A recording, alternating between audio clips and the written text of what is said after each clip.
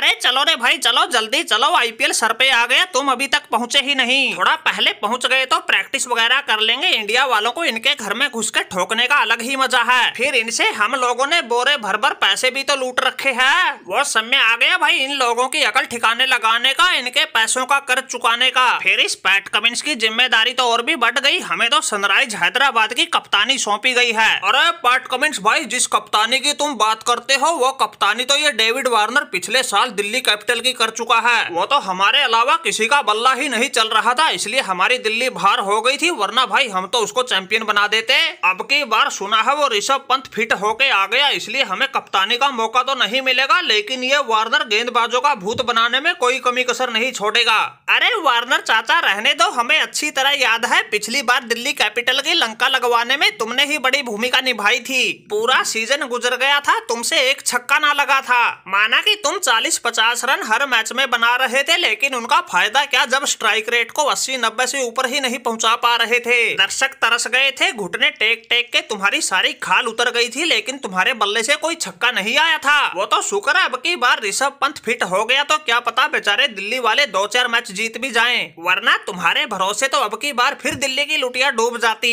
अरे बात सुनो भाई मिचेल स्टार्क, अब की बार जो ये ऑस्ट्रेलिया वनडे वर्ल्ड कप जीती है ये हमारी उस तपस्या का ही नतीजा था।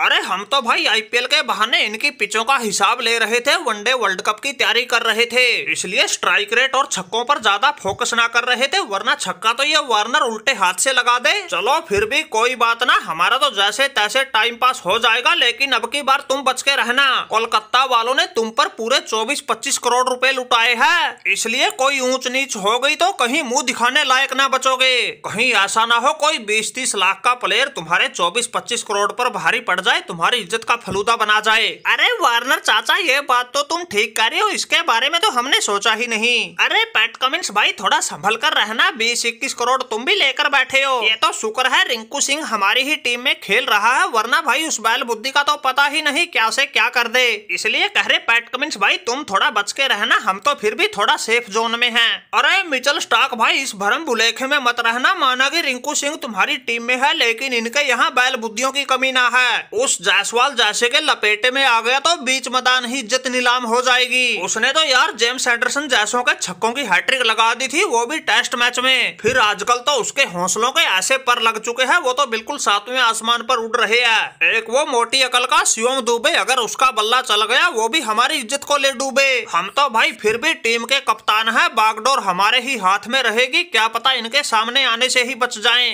लेकिन तुम भाई थोड़ा संभल के रहना, तुम्हारे लपेटे में आने के ज्यादा चांस है। ऊपर से ये लोग वर्ल्ड कप के फाइनल में मिली करारी हार को भूल नहीं पाए हैं, इसलिए थोड़ा सोच संभल के काम लेना, वरना कहीं मुंह दिखाने लायक ना बचेंगे। अरे भाई तुम लोगों का होगा वो तो देखा जाएगा, लेकिन बिना काम ही फंस तो हम गए। हम तो अच्छे भले उसी मुंबई इंडियन में खेल रहे थे जिस टीम में सूर्या कुमार था।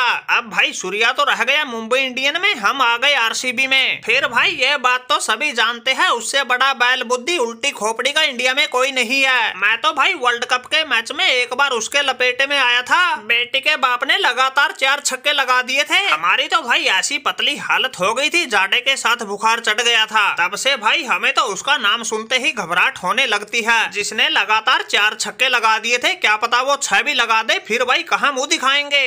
हम तो भाई जीते जी ही मर जाएंगे। मुंबई इंडियन में रहते तो क्या पता बचे भी रहते, अब भाई टीम बदल गई है तो टांके टूटने की संभावना भी बढ़ गई है। अरे मेरे शेरों ऐसे मत घबराओ, हम कंगारुओं में कोई तो खास बात होगी, तभी तो इन लोगों ने हम पर इतने पैसे लुटाए हैं। अरे होगा जो देखा जाएगा, ऐसे मत घबराओ वरना इज्जत बिल्कुल मिट्टी में मिल जाएगी। वैसे तुम भाई मैथ्यू वेड तुम कहाँ जा रहे हो, तुम्हें तो किसी ने खरीदा ही नहीं। अरे बात सुनो भाई पैट कमिंस, माना कि तुम्हारी तरह हमें 20-21 करोड़ रुपए नहीं मिले हैं, लेकिन भाई हमें गुजरात वालों ने खरीद रखा है, और मौका मिल गया तो बता भी दूंगा किस आफत का नाम है मैथ्यू वेड। मैं तो इनके यहाँ T20 सीरीज खेलने आया था, वो सीरीज तो हम 4-1 से हार गए थे, लेकिन इनके गेंदबाजों में ऐसा खौफ पैदा कर दिया था, मैथ्यू वेड के क्रीज पर आते ही सभी के हाथ पांव कांपने लग जाते थे।